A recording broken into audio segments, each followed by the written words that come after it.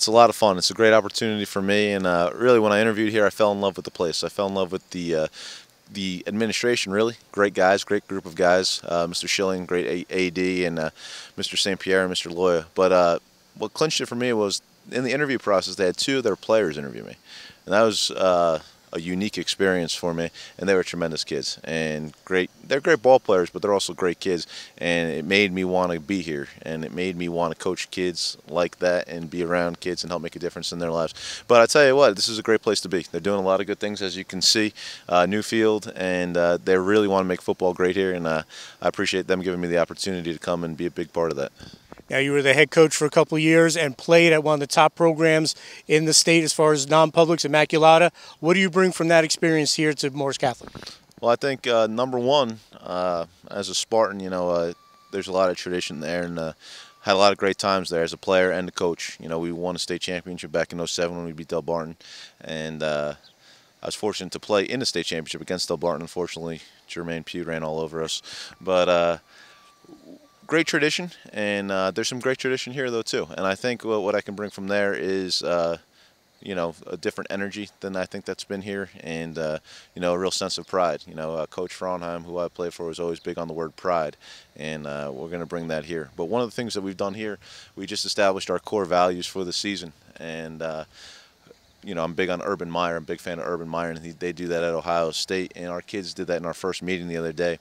And our core values, which I thought were great, and I'd like to share them with you, are faith, toughness, discipline, and of course hard work. So I'm real proud of the kids and their efforts so far. Just talk about the challenges of coaching at a small non-public. Everyone knows about the Boscos and the Bergens and the St. Pete's of the world, but there's different issues that you have to deal with at a smaller non-public like a Morris Catholic. Just talk about that. Sure. I think, anywhere you coach, it's about the kids, right? So you have to get kids in the building, and I'm here to attract kids. That's one of the main reasons I'm here, and that's part of my job in the school, which is great. But to get kids to come out and compete every day within the school and also attract, eighth graders and younger is the key. And as a smaller Catholic school, it's a little more difficult. The larger Catholic schools have the bigger budgets. They go out of state. They go all over the place. And we'd like to do some of that too.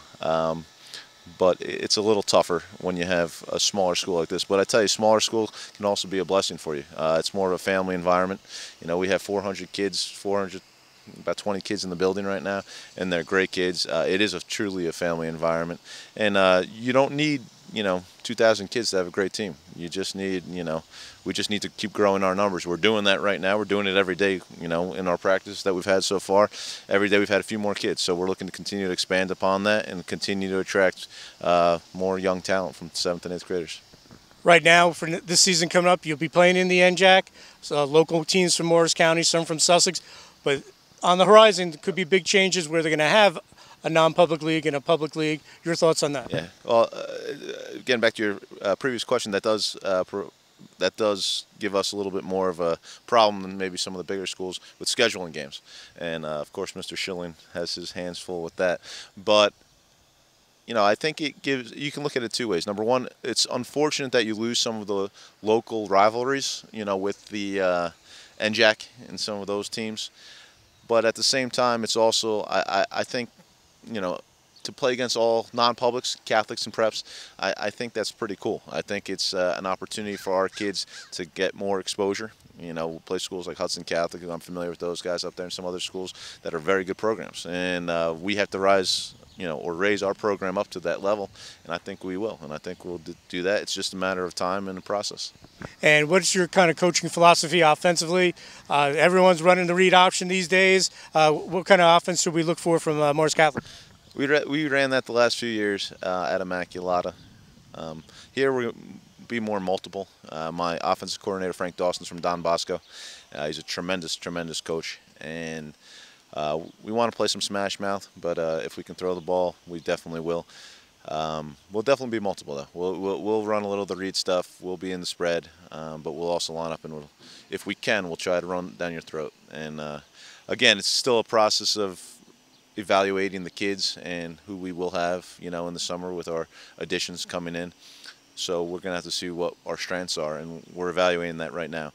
But yeah, I'd say the best way to describe it right now is multiple. I can't really pigeonhole it because we don't know exactly what we have yet. But we'd like to line up and smash it, down your throats. But we'll take points any way we can get them.